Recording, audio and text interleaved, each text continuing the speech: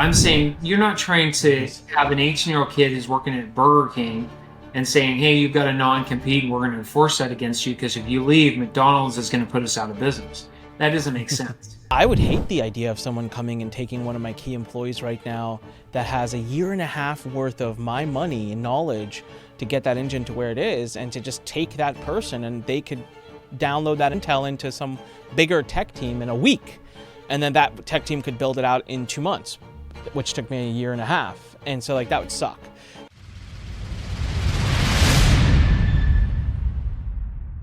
Welcome back to the Don't Say That episode. Sorry, I'm just laughing because Greg's all putting his jacket on, looking all lawyery.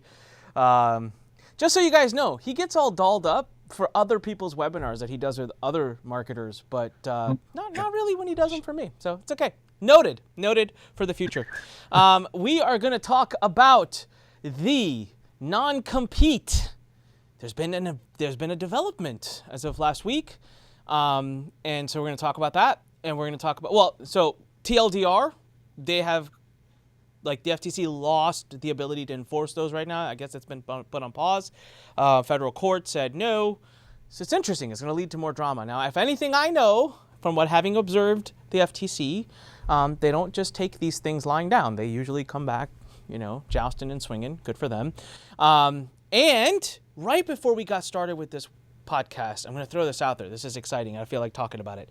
Greg and I were having a little chit chat about expanding the services offered under the Don't Say That brand or the NAOAC brand, and bringing in a service that his law firm offers, which is asset protection. God, I wish I had that when I first started. So I'm intrigued about this. I asked him to send me a bunch of stuff so I can review it, and we'll put something together. So watch for a webinar that might be coming out where we get to pick Greg's mind about all of this stuff. Because I'm telling you, I've sat with him. Of course, all of this, I met him later, right? So it's like, I wish I knew you years ago. My assets were not protected at all. There were some happy mistakes that helped me, but mostly I was not protected. I didn't know what I'm doing. So I'm glad to be able to bring this knowledge to the world as well. All right, having said that, let's get started. Greg, there has been, oh no, we can't. I haven't promoted yet. Don'tSayThat.com. Grab the book. We're selling really, really well. This book is getting raving reviews. I'm excited. CompliantAcademy.com. Join the Compliant Academy. Get 33 plus written disclosures and contracts and things that you need to protect your business from lawsuits, from civil lawsuits and class action lawsuits, and of course, Federal Trade Commission and other organizations. There's quite a few 3-letter agencies.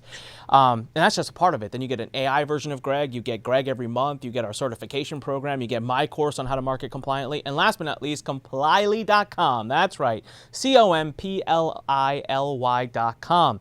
Man, it is just getting more and more amazing. You have to see the features that we are going to be launching in the next 3 months. It is going to be on fire. And I'm proud to say, I hope she doesn't mind me saying this, but Greg's paralegal, who's the real boss, in my opinion, around Guardian Law, she really likes it. I'm not going to say her name because I don't want to throw her out there, but she really likes it. I got some great feedback from her. It's probably the most important feedback we've received so far. So go to Complyly.com, COMPLILY. By the time you're watching this, our freemium offer should be up. So you're able to scan your website and your copy, 5,000 words for free. All right, and our monthly plan should have launched, so you don't have to pay $1,000 up front now. You can go to $100 a month. All right, now I'm done promoting and marketing. Greg, let's talk about this. What's going on? Something out of Texas. These Texans are always messing things up. Let's talk about what they did to this non-compete ban. Don't mess with Texas. I'm licensed in Texas. No. So what happened is, and we talked about this earlier this week, but in April, the FTC came out with a potentially controversial assessment of non-competition clauses. And in that assessment, they basically came up with this administrative rule that said that non-competition clauses are non-enforceable, and it gave companies 120 days before that provision, those administrative rules, came into place. And so businesses scrambled, and you had a whole bunch of federal lawsuits that popped up within the first 60 days of that announcement. One was in Alabama. You had an Alabama court come out early on. First 30 days came out and said non-enforceable. Then you had a court back east that said, okay, we can get our head around enforceability of this. But just about 2 weeks ago, the court in Texas, federal court in Texas, judge made a ruling because the Chamber of Commerce in Dallas, they filed this, what they call a declaratory action.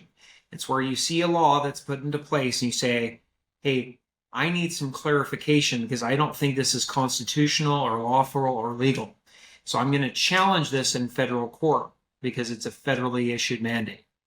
And the judge in the federal court in Texas said, not only is this not enforceable, I'm going to issue an injunction nationally saying that as of September 4th, 2024, FTC can enforce this across the board anywhere, not just in Texas, but anywhere in the United States.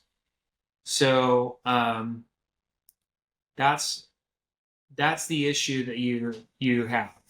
So that came out and it went into effect just on the 4th of September. So just last week, over the Labor Day holiday weekend, that came into effect. So what does this mean?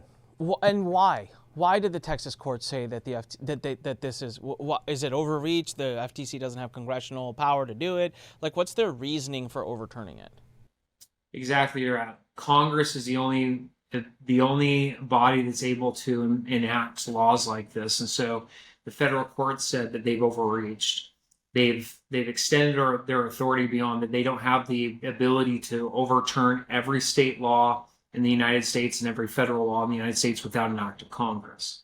So you have to understand that over the years, entities and different states and the federal government have been critical of non-competition clauses. When I first started my practice 20 years ago, I had a case where there was a non-compete and it was like just a guy had left from one company to the other. And the case law at that time was clear back from the 40s.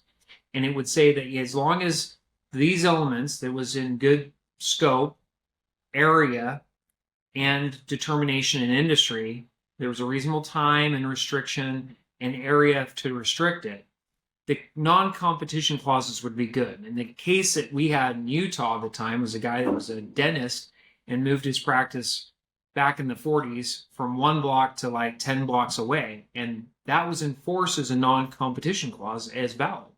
That was the law when I started.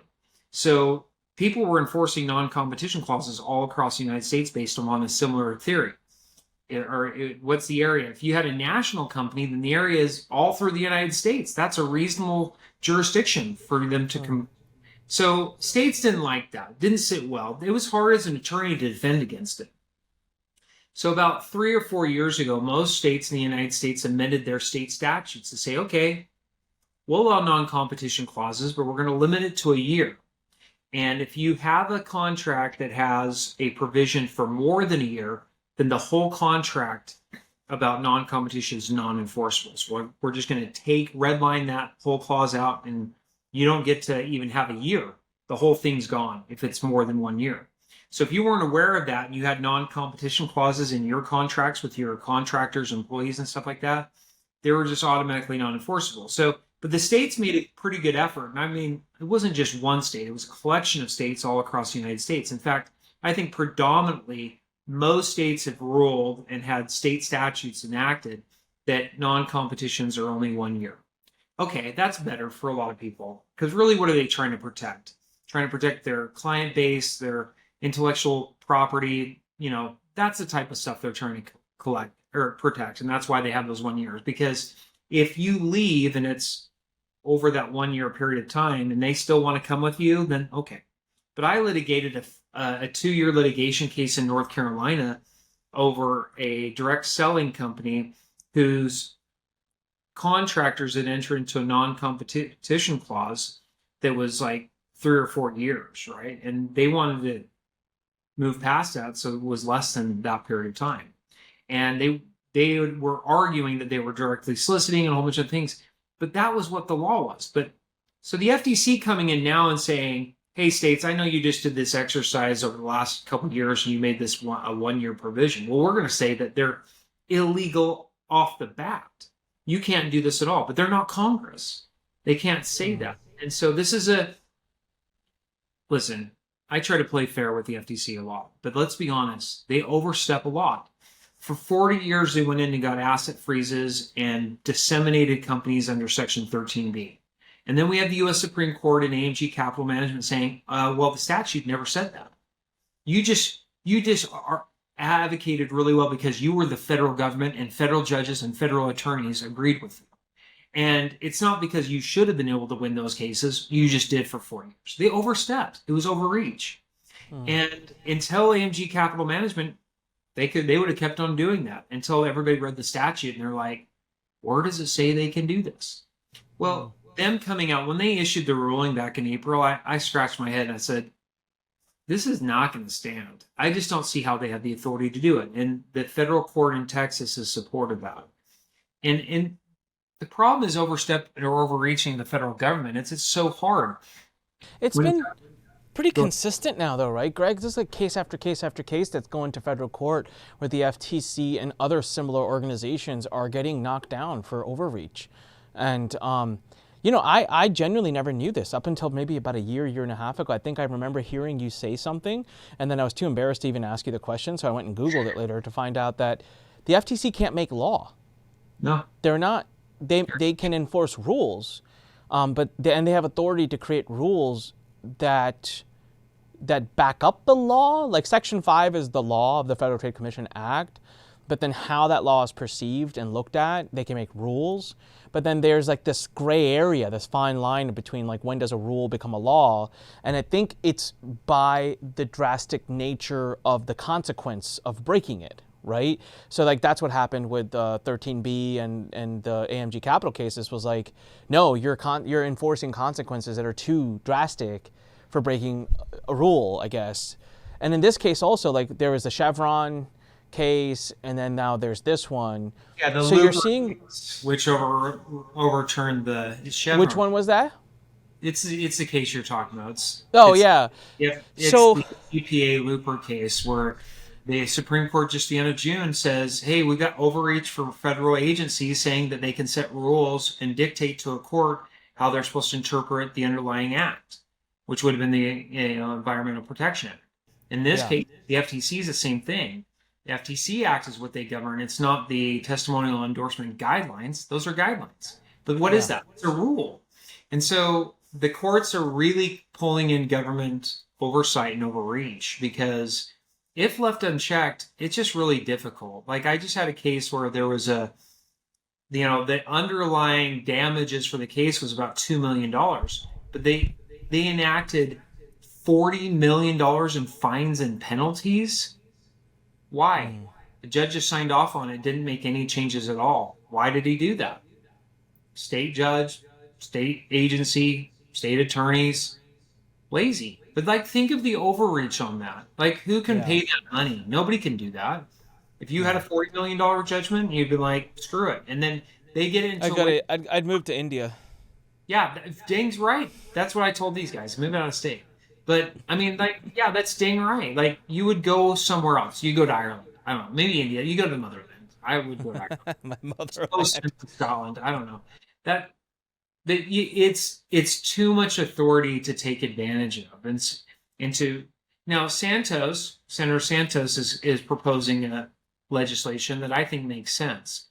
You do restrictions to only allow you to do non-competition clauses for higher paid, salaried, non-exempt key employees. Key employees, because those are the ones that you're really worried about. It's not your hamburger flippers, your $10 an hour people.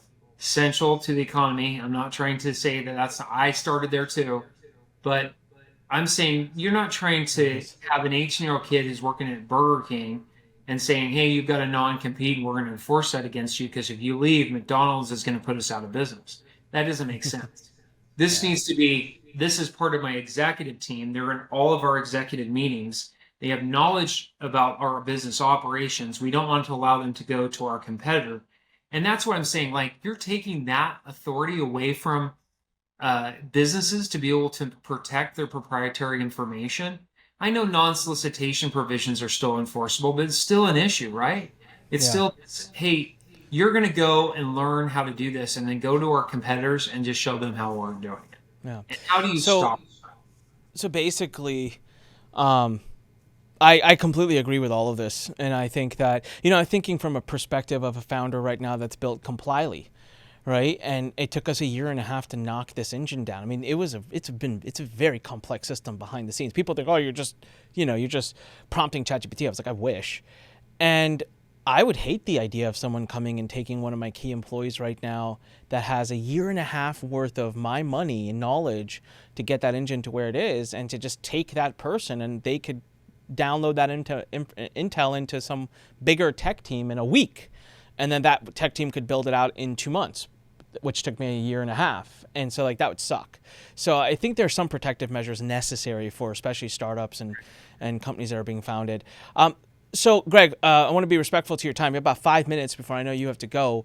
So here's my next question. What do you think the FTC's next move is? What do they usually do in situations like this? Are they going to appeal and try to take it all the way to the Supreme Court? Do you think they're just going to pivot and kind of restructure the deal and come up with something new? I'm curious because I find it seems like over the last few years they've been getting forced to pivot a lot, and I'm wondering what they're going to do. Well, I would try to challenge their ability. My guess is that before they go to the Supreme Court, this is a trial level judge in the district court. They'll probably go to the circuit court over Texas, and they'll appeal to that first and say, hey, listen, this is affecting our ability to enforce an administrative rule that we've put into place. Because the way they've couched is they're interpreting Section 5 to say that it limits restrictive covenants. Well, if that's the case, then these non-competition clauses have been non-enforceable since the inception of the FTC. And because Section 5 hasn't given them additional non-competition. Because remember, look back at what the FTC started to do. FTC was created initially because of monopolies and the stymie of competition. I mean, that's really why the FTC started. It was between the average consumer being able to negotiate pricings for things because they were just having a whole bunch of monopolies, and it was affecting the ability to buy goods and products at a good cost because there's no competition. Kind of like price fixing, like trying to price fix things. I'm not going to go into that, but anyway, it's kind of like that. So they allowed it to have competition, which pushes down prices, and now they're thinking, well, if we don't let free flow of a fluid moment of employees from one organization to another, it's going to affect the economy. And I think in a certain way it does, but not to the drastic measure that they're talking about. I think it does because you'd have to make a conscientious decision before, hey, I'm an executive. If I leave, what am I going to do? Now, the rocks of all this, non-competition clauses have never been enforceable against attorneys. So can't restrict attorneys from leaving from one firm to another, and it's never been that way. Why? Well, most legislatures are built up of these guys called attorneys and lawyers, whatever, and so they don't want the law to go against them. So it's always been that way. Yeah. But yeah, not fair. Not fair. No. Fascinating stuff. So, guys, there's been a pause on it, too. You can watch, and we'll keep you updated here on this podcast if there's any developments. Greg, is this going to be is this a long journey now? Like, this is going to take another, when do you expect, there might be updates? Is it 6 months, a year, 2 years? I imagine that if they appeal, the briefing schedule on this will be pretty tight because they'll want to know what's going on. I think you're going to hear something from the circuit courts within the next few months. That'd be fast. Okay. Normally the circuit court could take up to a year, but I bet the FTC is trying to push this fast so they can get in it, fast track it, and maybe if they do, maybe you get something before the end of the year. If not, then it'll be sometime next year. And then if that doesn't work, then they'll appeal to the U.S. Supreme Court, and that, who knows. AMG Capital Management was a case that was brought in 2012. They didn't hear the oral arguments from the U.S. Supreme Court until 2021. So It just takes time. It's not a fast process. Or they may decide to go and try to amend the act or something else. I don't know. There's a lot of different avenues they could seek in the meantime. All right. Well, we'll watch and we'll wait and see. Everyone, get your copy of the book. Watch, and if you're not on our email list, by the way, we have now officially, I keep forgetting, there's so many updates. Gotta start updating the NAOAC website. There's so much going on. We started the Compliance Connect newsletter. As of the time that I'm talking to you, we've already done 2 issues, and they've been really good. Even Greg likes them. I've been reading them and actually learning from them. Greg's like, meh, it's all right. Oh, well, I helped draft the first one, and then yeah, you did. 45 minutes the second. So it's like, Yeah, and then right now I'm working on some really cool tech guys that I'm going to see if we can make available to everybody at no cost for now, and then eventually I'm going to charge. But imagine being able to track all the major regulations and lawsuits and cases going on, and all the announcements by the FTC and other likely agencies, and get immediate summarizations of it as it's happening, so that you can quickly scan it, look at it, and get pushed to your email. I'm working on something right now. I'm excited, and so just more info, more intel, more service, more and more we can do. If you want to support us, again, you know, we are, I can tell you right now, I've burned hundreds of thousands of dollars in this mission. I can tell you Greg has spent countless hours and money in this mission, continues to do it. And remember, people forget, but every time he comes on here with us and do a podcast, that's it's money he's losing because he's not billing for those hours. And so I appreciate him for that, and I know how much he's put into this. Guys, support us. Get the book, don'tsaythat.com, compliantacademy.com, join us there, and complyly.com. Join us there. There's absolutely no money being made. I promise you, this is literally, you give us the money. For every dollar you give us, we reinvest 3 back into the company. So come help. Let's help us spread the message, continue to spread the good news of all of this. And for the first time in a long time, we've now actually begun to start discussing kind of stretching the service that we're offering. Greg's got tremendous knowledge around asset protection, so we're going to see if we can bring that out to the market too. So with that said, everyone, I always say, if you want to be a giant, go compliant. Thank you very much. We'll see you guys on the next one. Bye.